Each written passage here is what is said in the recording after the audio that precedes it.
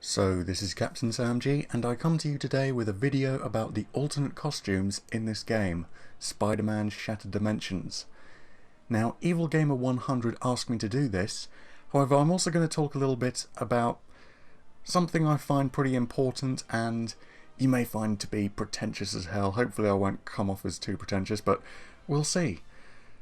So even though Evil Gamer 100 asked me to sort of replay the game and show off the different costumes that way, you know, a different costume for each level or something like that, I've been mulling it over in my head over and over pretty much every day since I was asked to do this, and I just feel like I can't, because there's something that I really don't like for a lot of YouTubers. It's when you play an entire game, like 10, 20, 30 parts, an entire game, showing off all that goodness, showing off all the cutscenes, all the gameplay, all the dialogue, just a straight up gameplay video, part 1, all the way to the very end. An entire game, I can't stress that enough, an entire game. But then they decide, and I may come off a bit hypocritical here, and you know, I'll explain that some more as well.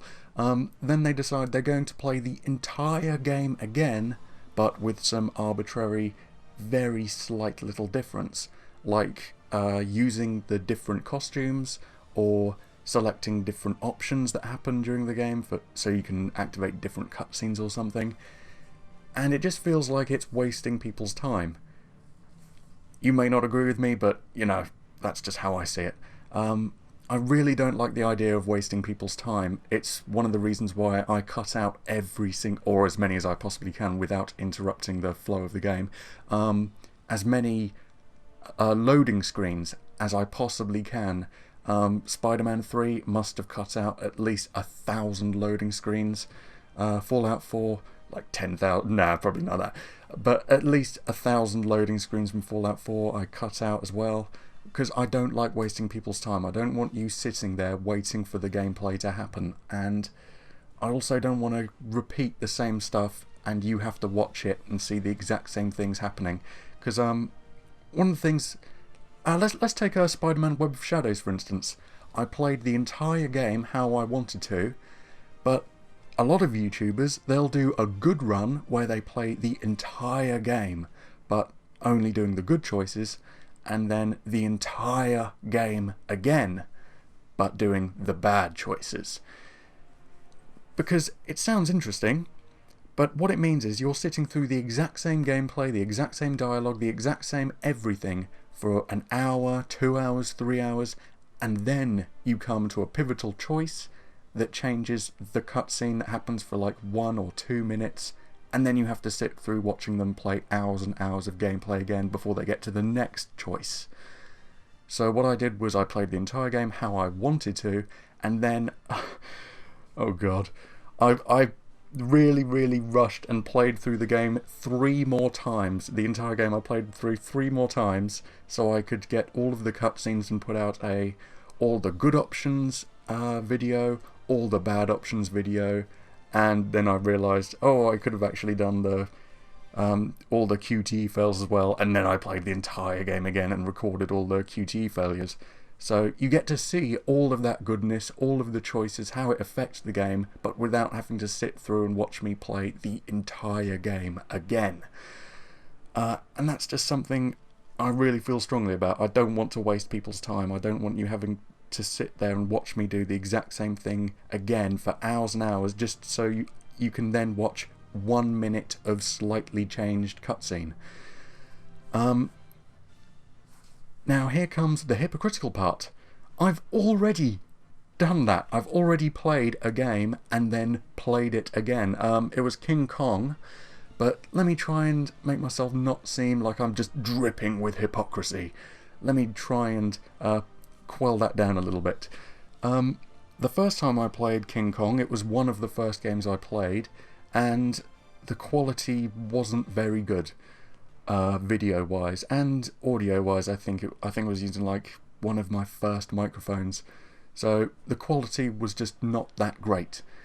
So I wanted to revisit that game and play it again, in a you only live once challenge mode, so I didn't actually play the entire game again, but I still played quite a lot of the game again, but this time using better settings and a better microphone, because as I got that game for the very first time and I played the game and I loved it, and then years and years passed, no one ever talked about it.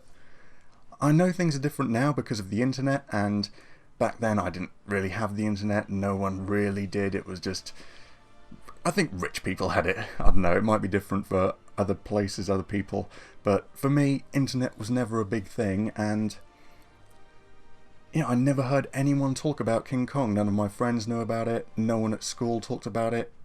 I never saw it advertised. It was just, I saw it on a shelf and then I picked it up, played it and found out it was brilliant.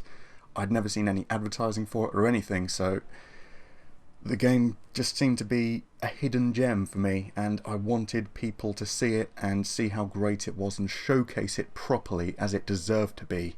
So that first recording of it, I don't think it did it justice, so I had to play it again. Now, I will be playing some games a second time in the future, but that's because I don't think they'll be wasting people's time. It's not like I'll be playing hours of the exact same gameplay and then coming to a couple of minutes of cutscenes or whatever that will be different. The entire experience will change because I've got a plan. I've got some really good plans. Yeah, the games will change completely from the first time I played it to the second time. They will change completely, and you will really like it, I promise you.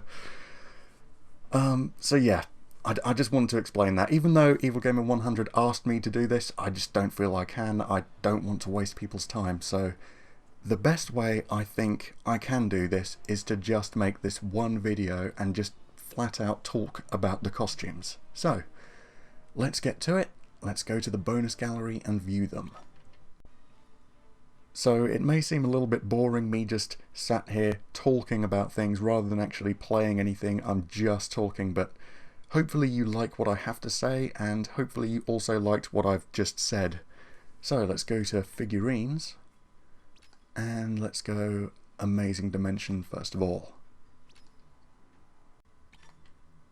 So let me just get this in position and get rid of the display. So let's talk about the Scarlet Spider first of all. Now there's a reason why this one, like the normal Spider-Man costume, has stood the test of time and been around for so long. It's because it's very simple and very recognisable. Red, blue, skin tight, full body covering, you can tell it's Spider-Man instantly.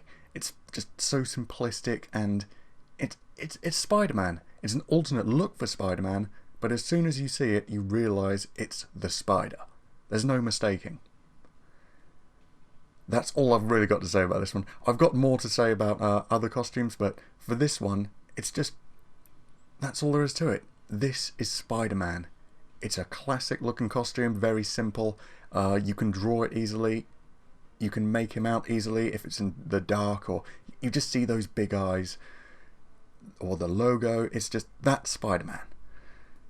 So, there's the bombastic Bagman, as he's called in this game. I think he came off as the Amazing Bagman when he was first introduced.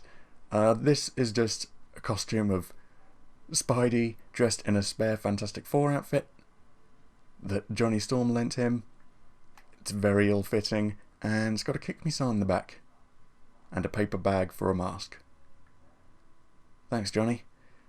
Now, I've got something actually interesting to say about this one. I really, really, really don't like it. This is from Secret Wars. It's supposed to be his stealth costume. Now, something that I really dislike about stealth costumes, all stealth costumes, neon. Why would you have, especially this one because it's dark to begin with, why would you have a dark suit or any type of costume and then decide, you know what, I think this stealthy costume for going around in the dark and no one seeing you should have some bright neon lines on it. I really, really dislike it. I don't like having neon put onto stealth costumes. I mean, what costume was it? I think it was Big Time Spidey, maybe? That's got neon padding on it as well. But that one kind of has a pass because, if I'm not mistaken, the suit can go invisible. So, the neon then becomes not an issue. Something that I also dislike about this costume is it actually makes the spider look thinner and scrawnier. If you can see this one, he looks more muscular, more beefy. This one, I really don't like it. The explanation is this costume is a lot sleeker and it fits to his body a hell of a lot more. So what, you're saying this costume, Spidey's normal costume, has like an inch of padding going all the way around it, and that's why it looks more muscular in it? No, that's ridiculous. So yeah, I don't like this costume because it's got neon on it, and I don't like that for stealth costumes. And it just makes Spidey look scrawnier. I prefer the more built gymnast-looking Spidey physique rather than the taller, slimmer one, especially if it's got a big head on it. So yeah, that's all I've got to say about that.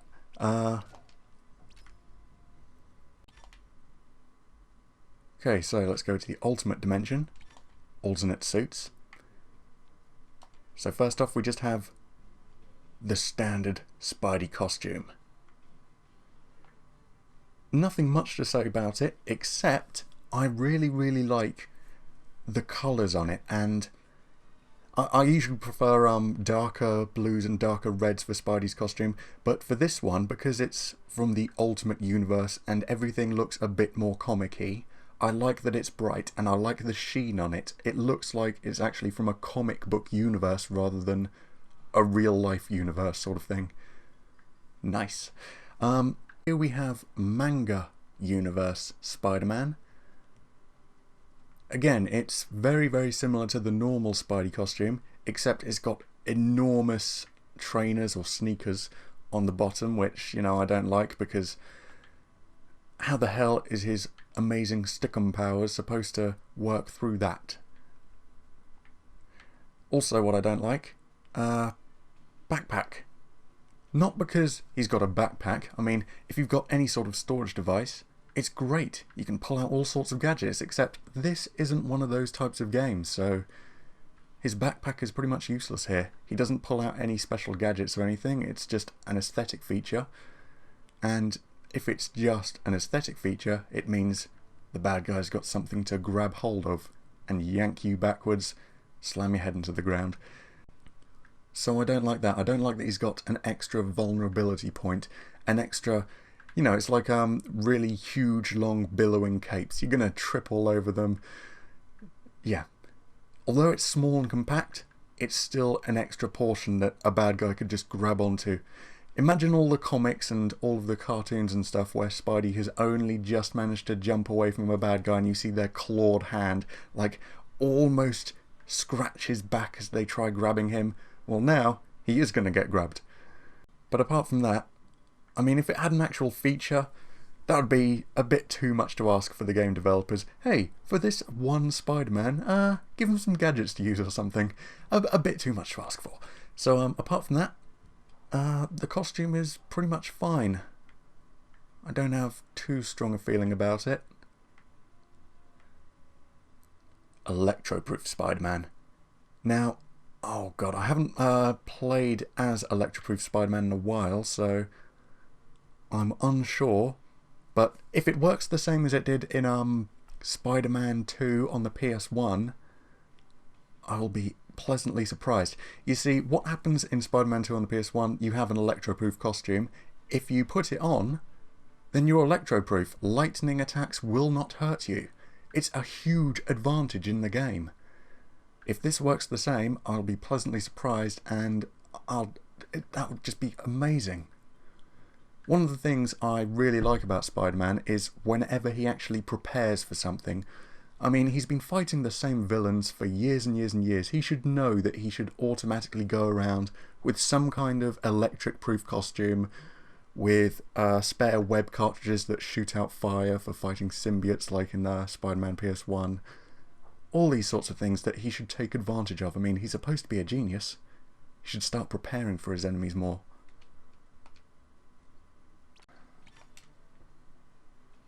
So, Noir Dimension. Now, this is what I'm talking about. When you think of a stealth suit, black, dark grey, no neon lighting on it or anything, just incredible. And you can tell it's Spider-Man instantly. It's got the exact same pattern on it, the exact same aesthetics. It's just very dark. That's the only change to it, and it's great. Spider-Man Negative Zone. Brilliant costume. So this is Spider-Man like 1600s. I can't remember the date. I could easily check, but then again, I'm very lazy. And again, the same sort of pattern for Spider-Man, so you can tell it's him, even though it's an older, more Victorian-esque type costume. Very nice, and I like that special fabrics or glass hadn't been invented yet to put over the eyes, so he just has the eyes completely bare. I don't know if you can quite see it, but he doesn't actually have anything in the way of his eyes. His eyes are just completely exposed so he can see properly. And I like the little ruffle around his neck. It's a very nice costume. Now this, it looks almost exactly the same as a normal Spider-Man costume, except it's got this nice little leather effect, and you can see the stitching in it. So instead of a webbing design being drawn onto the costume or purposefully put there, it's just the pattern of the stitching holding all this leather together. I like that. It's very nice. And of course, it's pretty much just the Spider-Man costume, but with a slightly different aesthetic. No spider on the chest though. Huge oversight. What's the point of a Spider-Man costume if it doesn't have the spider on the front? What are you doing, man? What you got so close, yet so far.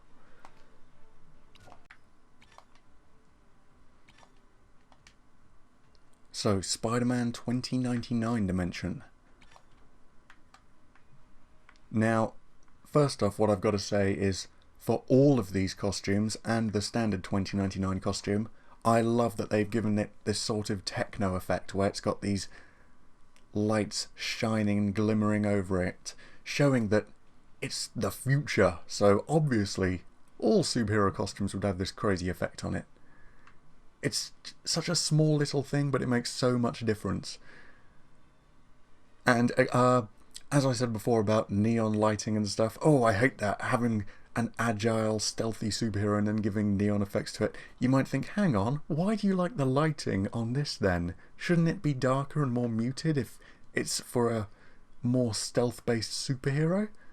Well, no, because it's the future and they can probably go invisible and turn that off and all sorts. So, unless you come up with some sort of reason as to why the neon effects on stealth costumes can be negated, I don't like them.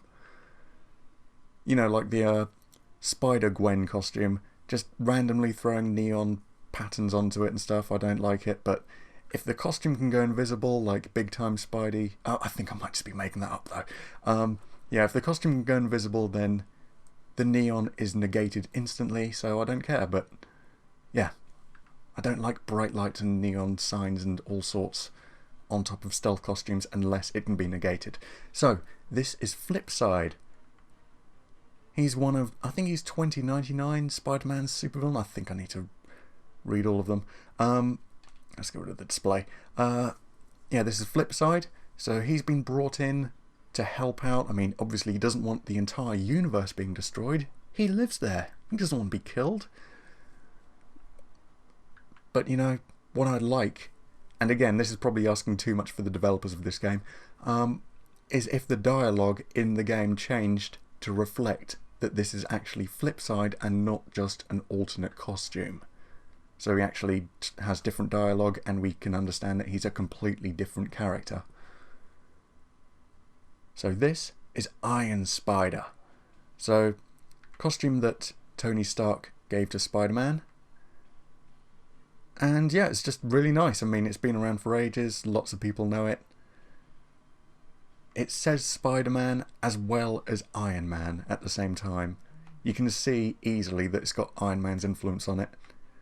I don't very much like it as a Spider-Man costume. I mean, it's alright, but I can't really see him wearing this day to day. Only for that brief Civil War saga, and that's it. And again, asking too much from the developers, but if you could somehow do a combo where the back arms on the costume slide out and attack or something, that would be spectacular. But it doesn't, so it's just alright. Now here we come to the greatest costume of all time, the Spidey armor. And again, asking too much from the developers, but if you're wearing these unique costumes, I feel like something special should happen for them. Again, I'm bringing it back to Spider-Man PS1. Different costumes actually have different abilities, and the Spidey armor makes you invulnerable. It's just great.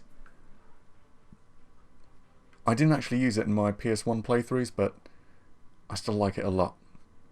You know, I didn't want to have any unfair advantages and make myself invulnerable. I didn't want to do that. But as an actual design, it's just great. I like it a hell of a lot more than the can't remember the name of it, but it's the one he used to try and stop Massacre, the guy shooting everyone, and he made this bulletproof armor. I think he should have just gone back to this one because it looks great. It's just it's a classic. I cannot see Spider-Man not having this in his wardrobe. He should just keep it and wear it whenever it suits him. It's great. So I know this probably wasn't particularly interesting. I don't have some amazing insight into Spider-Man. I may read a ton of Spider-Man and all the what-ifs and all the different characters, and I just love Spider-Man. He's the greatest hero, and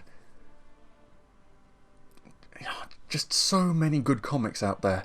But still, with all that, I don't have any particular amazing insight into Spider-Man. I don't have anything particularly interesting to say about the costumes, other than I like them quite a lot. But I hope you enjoyed it nonetheless, and I hope you also enjoyed the little beginning part where I hopefully didn't come off as a massive arsehole. Like I said, the reason why I didn't play this again, as was asked of me, is because I just feel like I'd be wasting your time. So, join me next time where something, I can't even remember. I've been looking for Spider-Man 2 on the, Spider-Man 3 on the PS2 because there are some unique missions there that I want to add on to the end of my Spider-Man 3 playthrough on the 360. I haven't been able to get a hold of it yet, so I might play just a little Spidey beat-em-up type game or something like that. I don't know. We'll see. Anyway, join me next time, and on the 24th I'll be playing Teenage Mutant Ninja Turtles Mutants in Manhattan when that comes out. Anyway, yeah, probably not a great video, but hope you enjoyed it nonetheless. Until next time, bye for now.